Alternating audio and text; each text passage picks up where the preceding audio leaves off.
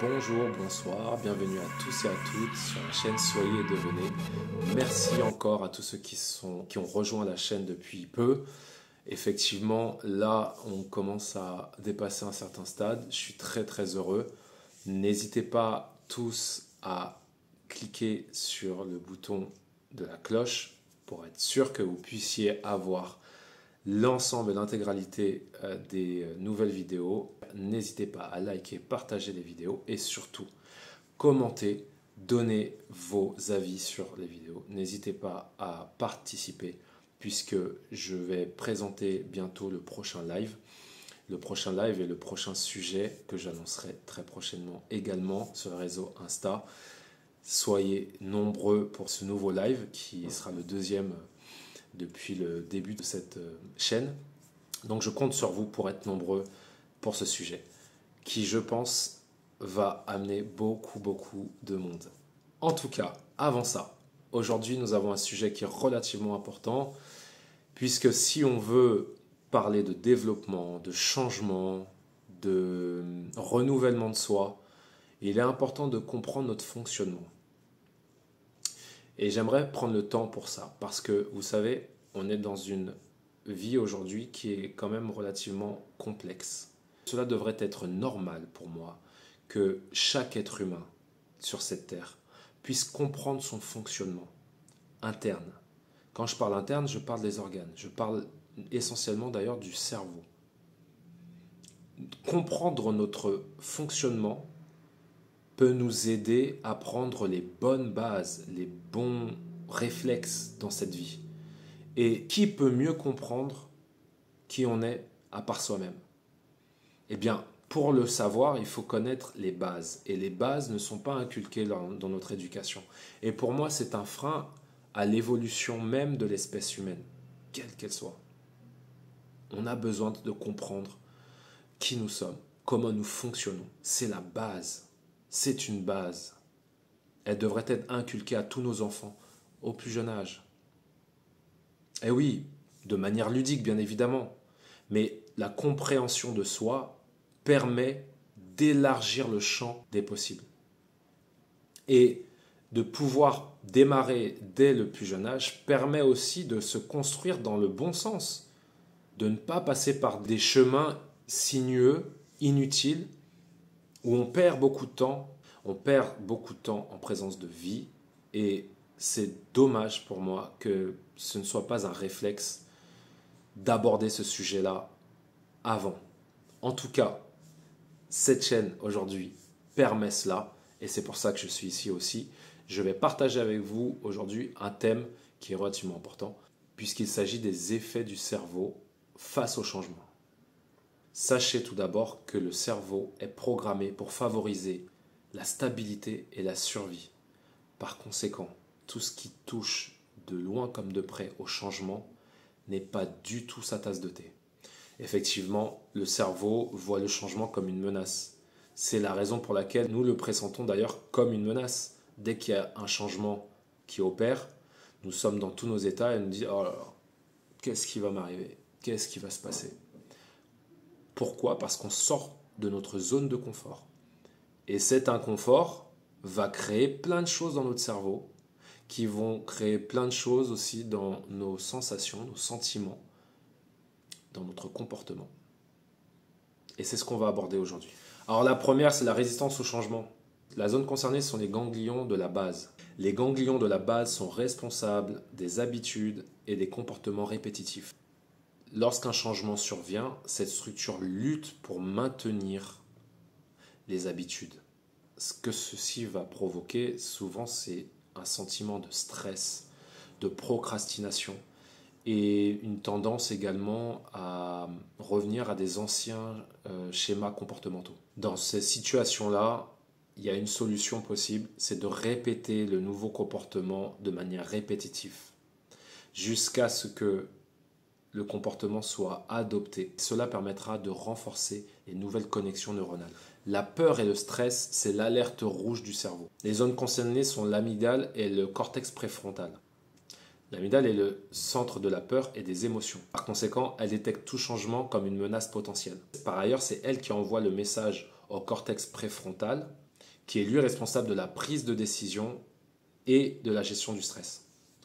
Alors quels sont les effets sur nous? On subira une augmentation du cortisol, donc c'est l'hormone du stress, un sentiment de panique, voire un sentiment de rejet, d'anxiété, et puis on aura tout type de réaction défensive, le fait d'éviter des situations, de nier, de se replier aussi. Alors quelles sont les solutions face à ce genre de situation?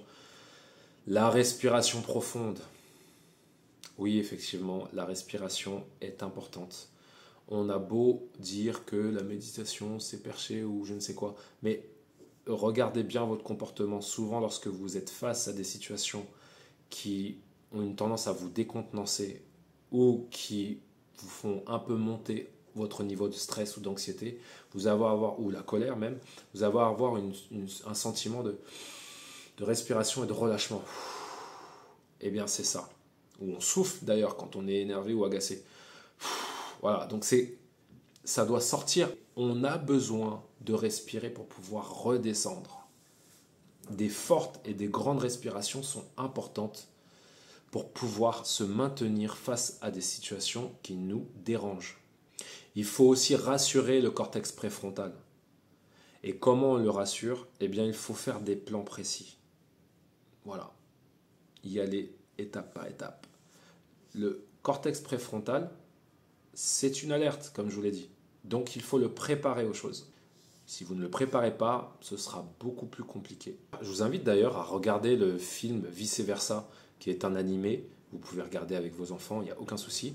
Qui permet de montrer un peu le fonctionnement du cerveau face aux émotions. Donc vous avez toutes les émotions qui sont des personnages et qui ont été personnalisées et sur lesquelles vous avez l'émotion, la tristesse, la joie, la colère.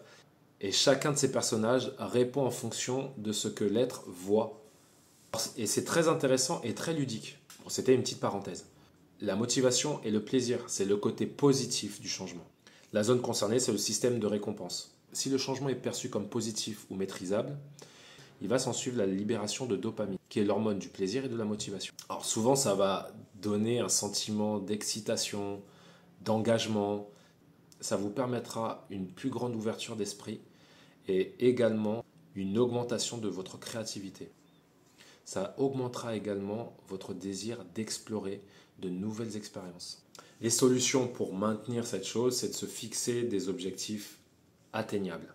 J'en ai déjà parlé, mais je le redis, c'est une vérité. Si vous vous fixez des objectifs qui vous paraissent atteignables, eh bien, ça va favoriser cet élan et ça le maintiendra aussi sur du temps. L'adaptation et la création de nouvelles connexions. Le cerveau est neuroplastique. Ça veut dire qu'il peut se reconfigurer au fil du temps en créant de nouvelles connexions neuronales. C'est l'hippocampe qui joue un rôle essentiel dans l'apprentissage et dans la mémorisation de nouvelles informations. Comme je vous l'ai dit, le cerveau résiste et il a une certaine difficulté à aller vers le changement. C'est seulement après plusieurs répétitions que le nouveau comportement peut s'enclencher et se mettre en place. Mais afin qu'il devienne naturel, il ne faut surtout pas abandonner, puisque ça se met en place à un certain moment. Pourquoi on parle de lavage de cerveau? On parle de lavage de cerveau parce qu'on a possibilité de changer sa façon de voir les choses, de penser, d'agir. N'oubliez pas que dans l'espace-temps, il y a le passé, le présent, le futur. Vous pouvez être dans l'un des trois. Mais il y a une certitude, c'est que ceux qui sont sur le moment présent ne se laisseront pas altérer par les choses du passé, puisqu'elles ne sont plus. Elles sont encore par l'existence, parce que vous les réenclenchez, mais elles ne sont plus sur le moment présent. Elles n'existent plus, elles sont dans le passé. Et lorsque vous êtes dans le futur, vous êtes face à une situation que vous n'avez toujours pas vécue, mais que vous imaginez, puisque vous ne l'avez pas vécue. Elle ne reste que le fruit de votre imagination. Seul moment où vous êtes réellement dans une présence logique, c'est quand vous êtes au moment présent. Parce que dans le présent, c'est là que vous êtes actif. C'est là que vous prenez des décisions. C'est à ce moment précis où vous pouvez créer ce changement. Mais ce changement ne vient pas d'un claquement de doigts. Ce changement vient avec une répétition. C'est comme si vous appreniez une leçon par cœur. À la fin, à force de la répéter, 1 fois, 2 fois, 3 fois, 4 fois, 5 fois, vous la connaissez par cœur. Et quand vous la connaissez par cœur, vous la vivez. C'est au moment où vous vivez les choses pleinement que tout change dans votre vie. Que les choses commencent à changer dans votre vie. Mais ce changement-là n'est pas une chose négative, comme votre cerveau peut l'accueillir. Il est positif pour vous. Donc n'attendez pas à ce que votre cerveau vous donne les clés pour y arriver. Ça revient à vous de le faire. N'oubliez pas ça. Tout ce que je vous ai donné comme information aujourd'hui vous permettront de pouvoir justement répondre au fonctionnement de votre cerveau. Et qu'à chaque fois où vous êtes face à cette contrainte, ou des contraintes, eh bien que vous puissiez y réfléchir une autre fois, vous poser les bonnes questions et agir autrement, différemment. C'est dans la capacité de tous. Même pour des valeurs qui sont ancrées, il y a des fois des croyances qui ne nous appartiennent pas. Alors soyez attentifs à cela. Quelles sont les bonnes solutions et les bonnes pratiques à mettre en place? La répétition, l'exposition progressive au changement. Il faut y aller de manière progressive. L'utilisation de routines, d'exercices pratiques pour renforcer les connexions neuronales. Avant de pouvoir terminer et de conclure. Comment faciliter un changement sans bloquer son cerveau? Eh bien, plusieurs choses essentielles. Il faut comprendre que la résistance est normale et il ne faut pas la voir comme un échec. Il faut fragmenter le changement en étapes simples pour ne pas surcharger l'amygdale. Il faut associer du plaisir et une récompense immédiate pour stimuler le système de dopaminergique. Il faut créer des rituels et des routines parce que le cerveau adore la répétition. Il adore ça. Donc il faut lui en donner un maximum. Comme je vous l'ai dit, la respiration et le centrage sont inévitables. On prend un maximum d'informations dans une année, un mois, une semaine, un jour. Trop d'informations. Il faut des temps de pause, des temps de respiration, de recentrage pour pouvoir calmer l'amygdale. Si vous ne le calmez pas, il ne permet pas d'avoir un bon discernement. Et ça, c'est essentiel d'avoir un bon discernement pour savoir où l'on va et comment on y va.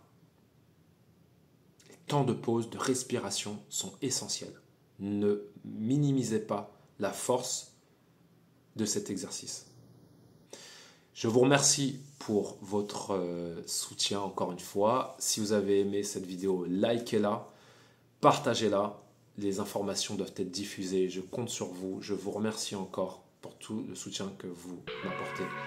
Et je vous souhaite une très bonne soirée. Et je vous dis à très bientôt sur